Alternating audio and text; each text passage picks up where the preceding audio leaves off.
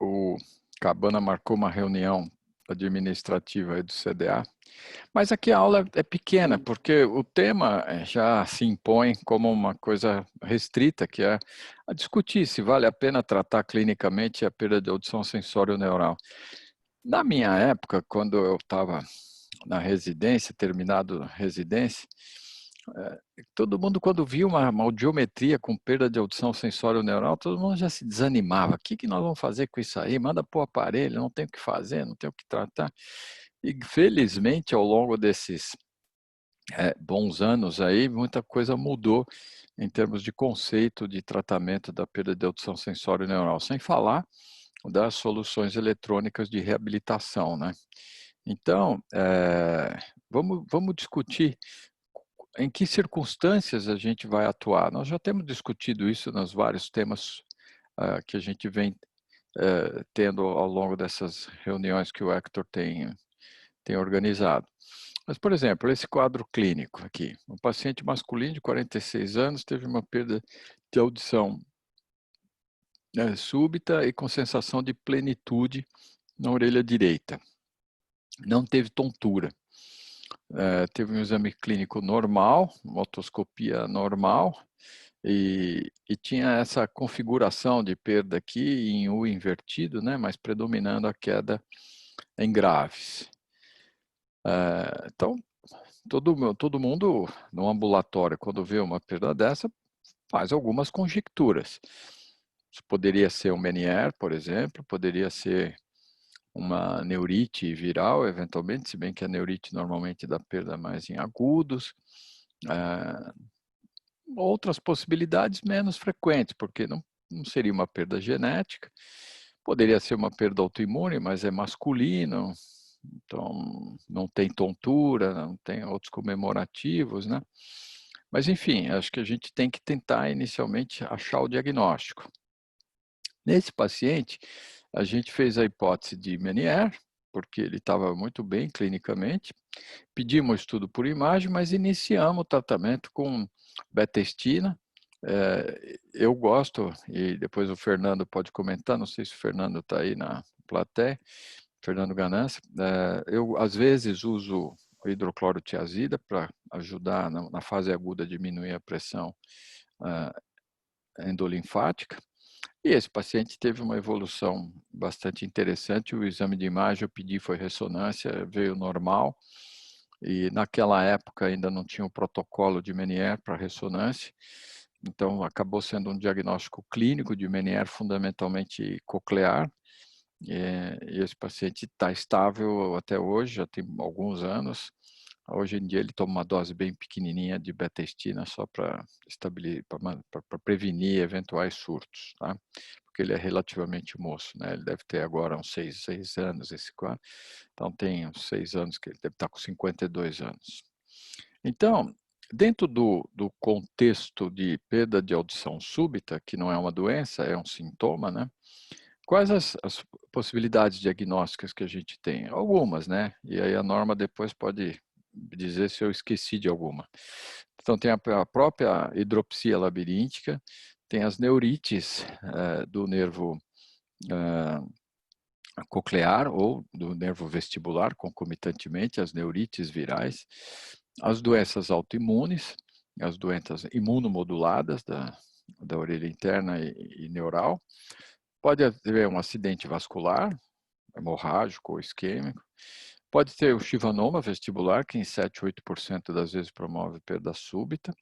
E algumas malformações da orelha interna, como a partição incompleta tipo 2 e o alargamento do aqueduto vestibular, também podem causar. Então, o Meniere está ali, pela hidropsia, as doenças inflamatórias ou infecciosas estão aqui nesses dois capítulos, né? Acidente vascular, aqui vocês estão vendo um aumento de sinal no flare aqui da base coclear e do vestíbulo aqui, sugerindo um evento hemorrágico, né? Os chivanomas por compressão e as malformações da orelha interna, principalmente o alargamento do aqueduto e a bipartição incompleta tipo 2, que podem dar um quadro de surdez súbita. E é óbvio que para o Meniere, para as alterações inflamatórias isquêmicas, a gente pode tentar clinicamente melhorar isso, e principalmente na hidropsia e nos processos inflamatórios infecciosos, a atuação medicamentosa na fase aguda costuma ajudar bastante no controle da doença, né? As alterações isquêmicas ou hemorrágicas são um pouco mais complexas para a gente controlar medicamentosamente, mas vale a pena tentar. No Chivanoma, hoje em dia, tem toda uma política de preservação auditiva, né, no tratamento do Chivanoma, então você pode reverter um pouco o efeito de compressão com corticoide sistêmico e depois observar o tumor para ver se esse paciente tem novos episódios de alteração da vasa nervora ou de compressão plena e eventualmente operar esses tumores na tentativa de preservar a audição. Isso é uma coisa ainda bastante discutida e não há consenso sobre isso, porque tem um grupo que acha que o risco da cirurgia é muito grande, que é melhor observar, e se tiver crescimento com audição normal, é melhor irradiar para tentar preservar a audição. Então, tudo isso tem que ser discutido cada caso e em, em conjunto com o paciente para a gente tomar uma decisão.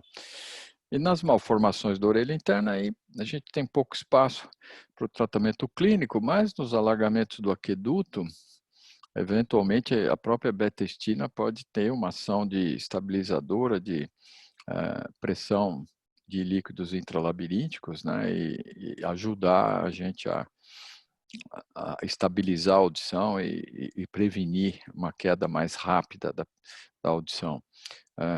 E mais cuidados com trauma, etc. Então, tem um espaço em várias situações aqui no quadro de perda de audição súbita para uma orientação e uma intervenção clínica. Tá? Um Professor, posso só segundo... lembrar uma coisa? Sim? A autoesclerose coclear. Nós tivemos alguns casos com perda súbita e aí o uso de medicações específicas pode ajudar um pouco, sim. Então, Opa. tem esse espaço também para o tratamento na autoesclerose coclear. Beleza. Eu não me lembro de ter visto uma perda súbita com autoespongiose coclear, mas é bem Nós lembrado, tivemos se 2 vocês tiverem. casos. Legal, legal. Já vou incluir lá naquela lista, com certeza. Esse segundo caso, uma moça de 40 anos, teve um resfriado há 4 dias, com uma dor na orelha direita, que começou 2 dias atrás. Ela começou resfriada há 4, depois teve dor de ouvido. Ela percebeu também uma redução da audição, mais uma sensação de ouvido tampado e uma instabilidade. Não foi muito intensa a instabilidade, mas estava meio chato para ela caminhar e tudo. A otoscopia, ela tinha uma membrana timpânica hiperêmica e como é que fala? Abaulada, típica de uma otite média aguda, né? O nariz tinha só edema de mucosa, com uma secreção mucosa, mas a hipótese inicial foi que ela teve uma otite média aguda, por conta, como complicação da gripe dela, né? Aí a gente fez a audiometria e ela tinha essa alteração, uma perda sensório-neural desse lado, até que relativamente leve aqui, mas insinuando que ela pudesse ter um envolvimento da orelha interna. Isso a gente vem discutindo aqui já. A Norma já mostrou aí, e o Rafael na tese dele, que a otite média aguda pode atrapalhar. Como ela era uma mulher de radiologista, a gente fez uma ressonância magnética ainda na fase aguda. E vejam que interessante, ela tinha um ponto aqui de captação de contraste na crura ampolar aqui do canal semicircular lateral e talvez uns arremedos aqui de captação no giro basal da cóclea.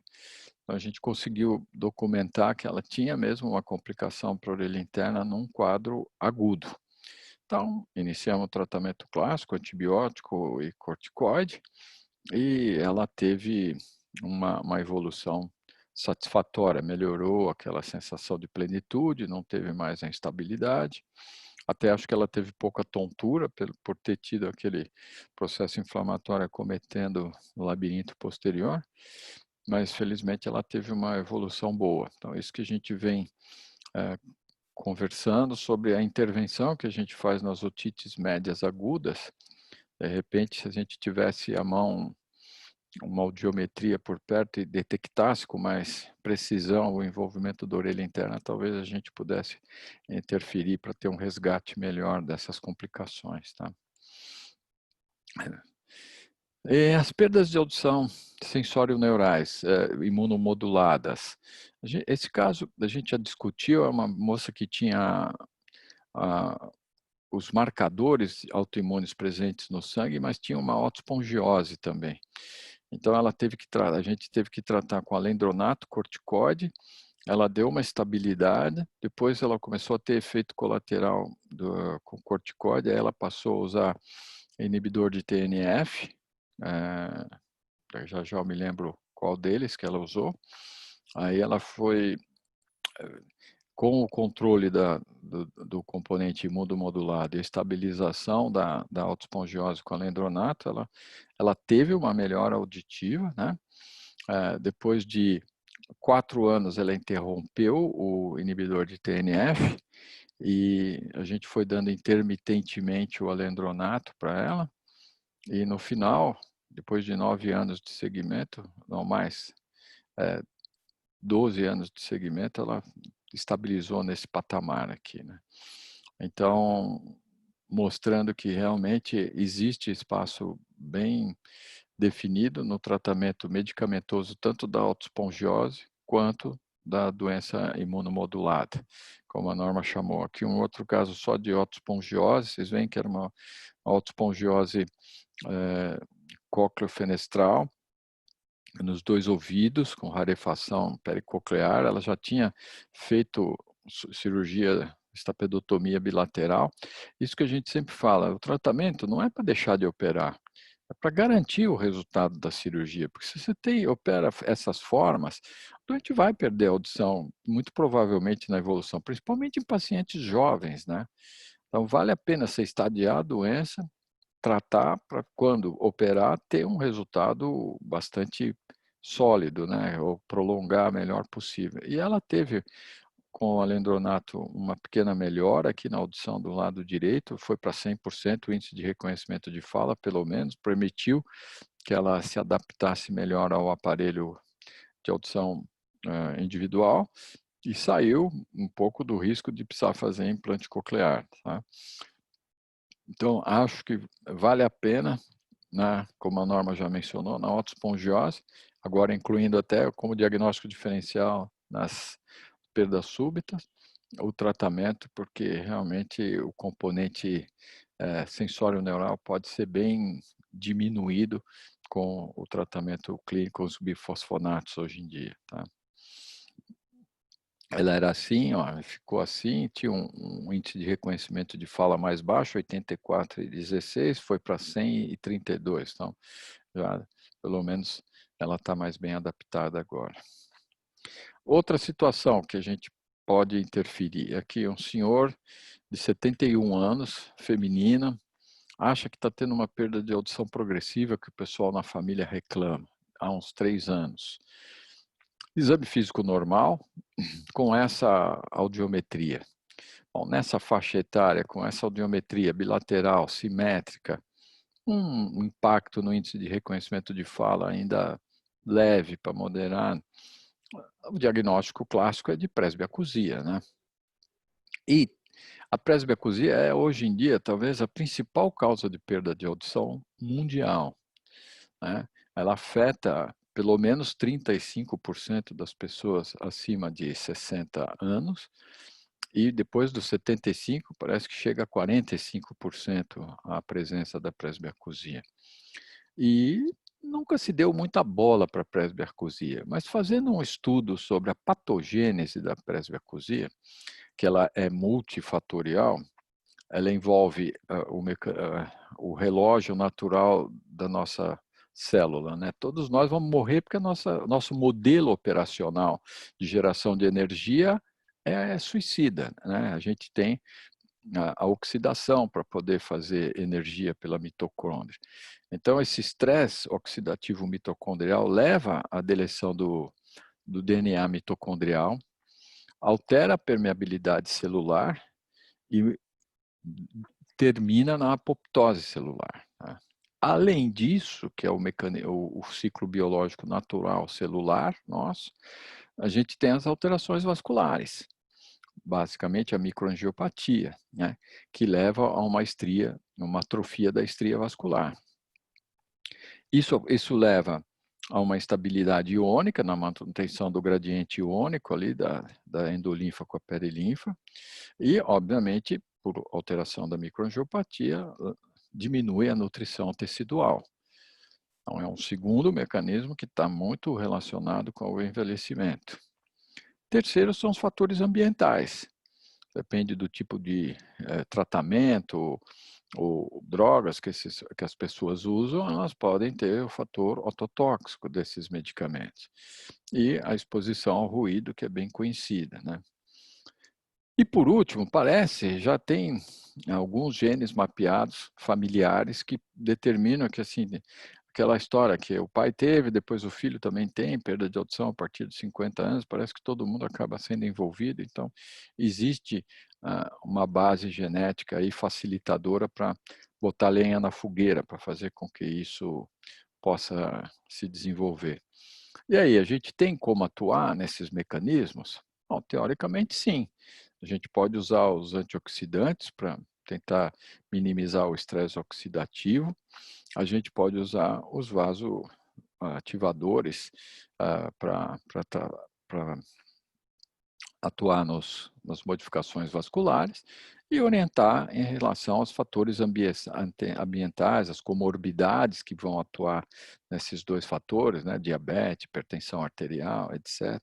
Então, tudo isso a gente pode fazer para a gente tentar minimizar ou lentificar a agressão através desses processos de base, tá?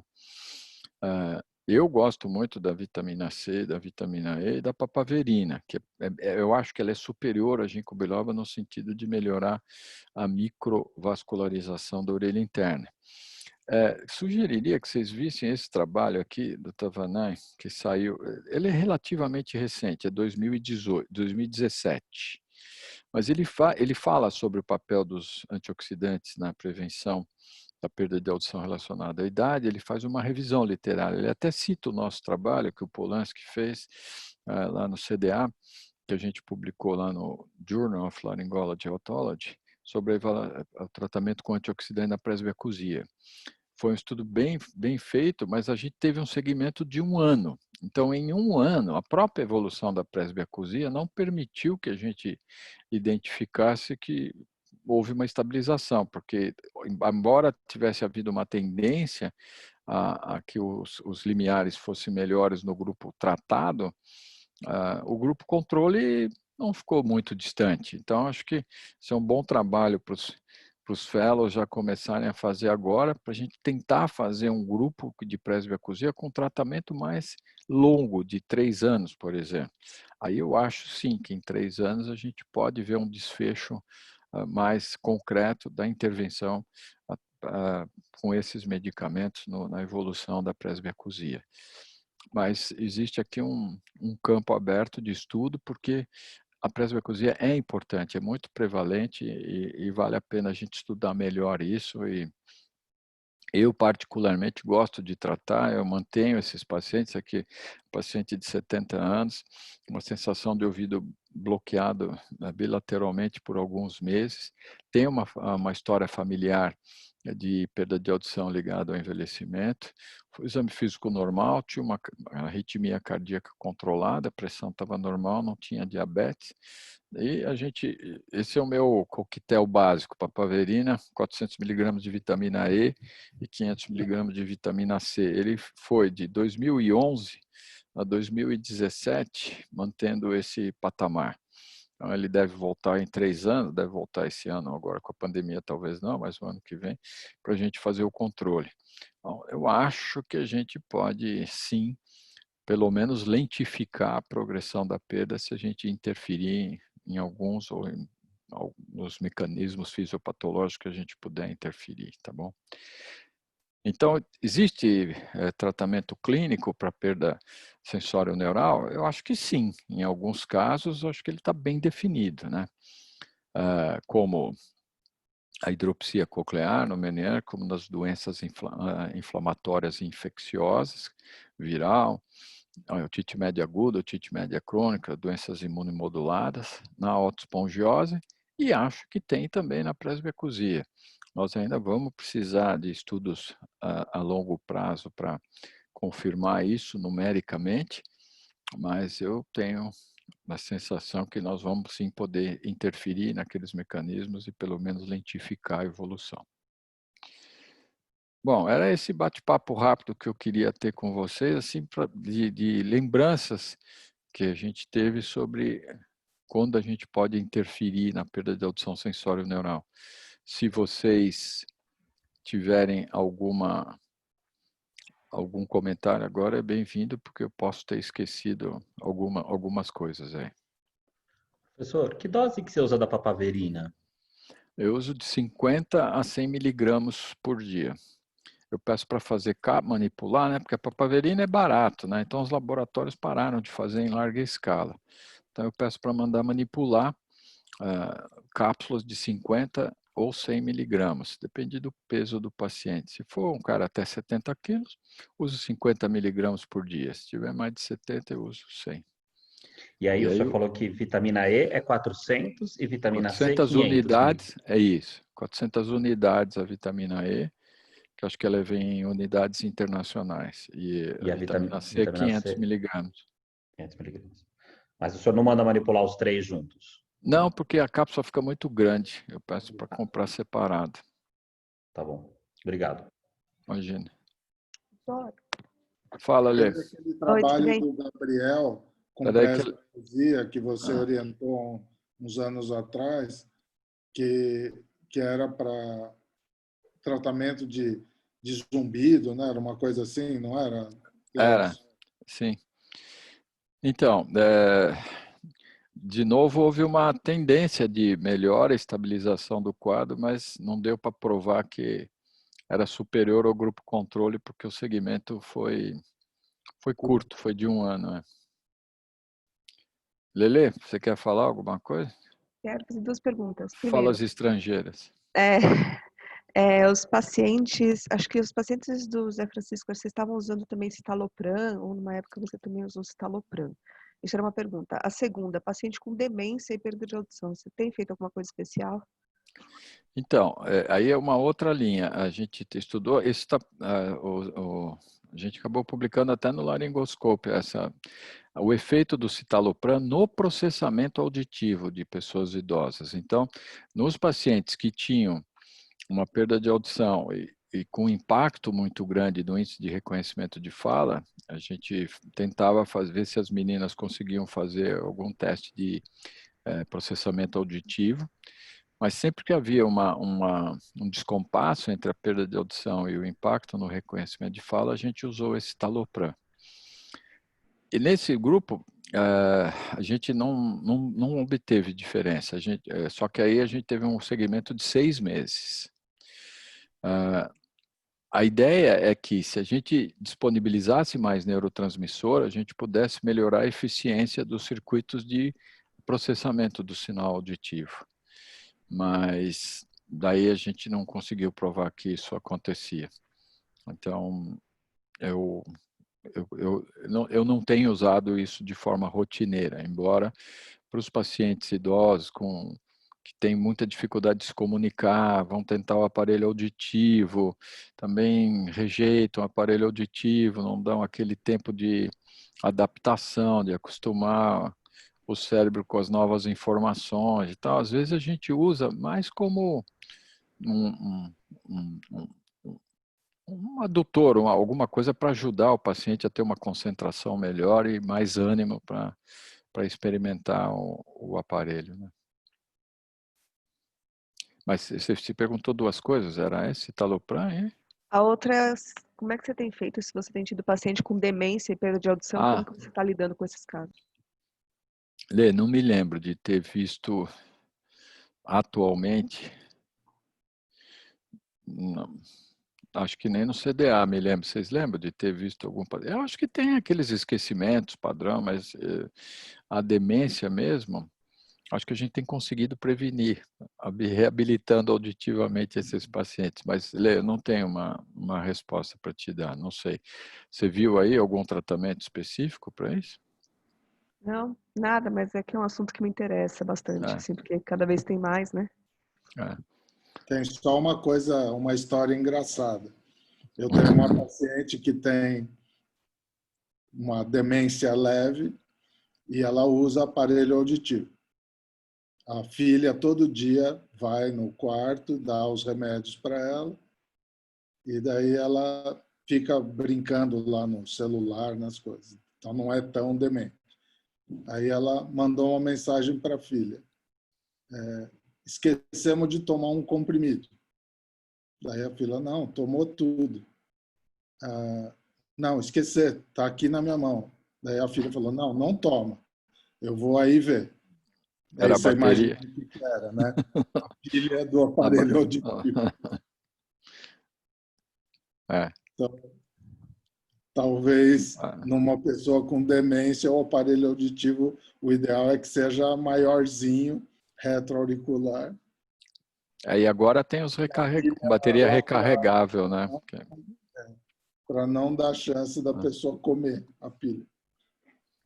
Professor, e qual que é a sua experiência? O que o senhor acha da perda nos pacientes com trauma acústico?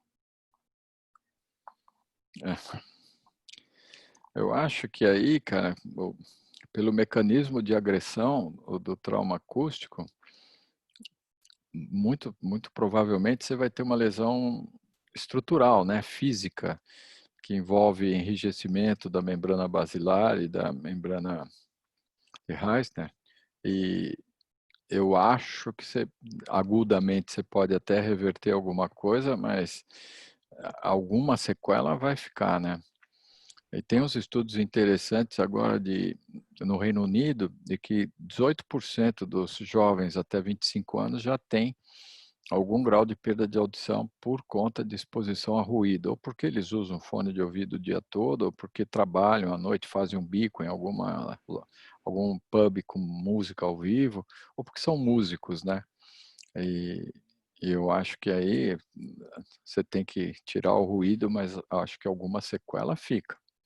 Pelo menos é a impressão que eu tenho. Eu acho que na fase aguda a gente pode usar corticóide, a médio prazo usar algum medicamento vasoativador, mas eu acho que a lesão física acaba limitando muito o tratamento. Pelo menos a impressão que eu tenho. Você fez alguma avaliação nisso, algum estudo disso? Não. É porque eu estava pensando se valeria a pena tentar esse tratamento, esse coquetel que o senhor faz aí com os pacientes que têm trauma acústico, por exemplo, os músicos, que o cara já tem uma perda bem definida, estável ali, mas que quer continuar a tocar, mas tem medo de perder. Eu faço esse tratamento, assim, por exemplo, faço até para neurite viral, perda súbita, você faz o tratamento da fase aguda, depois na fase de regeneração do tecido neural, acho que você dá alguma coisa que possa levar a uma nutrição melhor e inibir o estresse oxidativo, pode contribuir no processo de recuperação final, de vasa nervorum, mas no trauma acústico, acho que o dano estrutural é que limita um pouco a intervenção. Uma coisa que os músicos têm usado muito é o retorno com bloqueio de volume de sinal. Uhum. Isso daí previne o trauma para quem já tem. E uma coisa, músico clássico, que nas orquestras ficava meio com problema, ou tem umas teses que o pessoal, acho que até era uma tese do Ronaldo de mestrado, que era com trauma acústico, tinha os problemas em orquestra. Então, agora... a gente fez uma avaliação nos eles músicos põem da uns orquestra. anteparos entre os músicos de acrílico para tentar proteger um pouco a orelha de quem está na frente do instrumento de sopro atrás, e coisa assim. Isso por causa é a posição, né, dos músicos na orquestra, né? Os naipes de madeira, que é aqueles que ficam exatamente na frente dos metais, é que sofriam mais. Para quem gosta. Daqui a pouco eu vou ter que sair, porque tenho aula na otorrino infantil agora às 11 horas de timpanoplastia. Não, mas acho que a gente terminou. Se quiser migrar depois... Isso. Mais alguma pergunta, professor? Posso só dar uma sugestão? Posso dar uma sugestão? Você estava pedindo para que a gente visse os nomes para as próximas aulas sequenciais.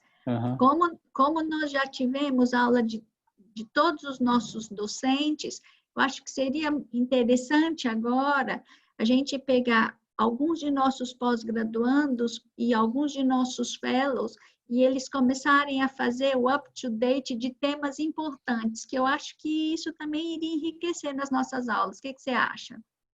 Acho ótimo, bom, porque eu já virei carne de vaca aqui, já dei um monte de aula aqui, todo mundo deve estar cheio de ver minha cara aí, vamos renovar. Não é só isso, professor, eu acho que seria pegar esses pontos de aulas que os docentes deram e começar a, como se fosse atualizar isso mais recentemente. Faz uma revisão bibliográfica aí de 5 anos e faz um up-to-date que eu acho que a gente acrescenta muito, ajuda todos nós. O que vocês acham disso? Ótimo. Deixa eu só parar de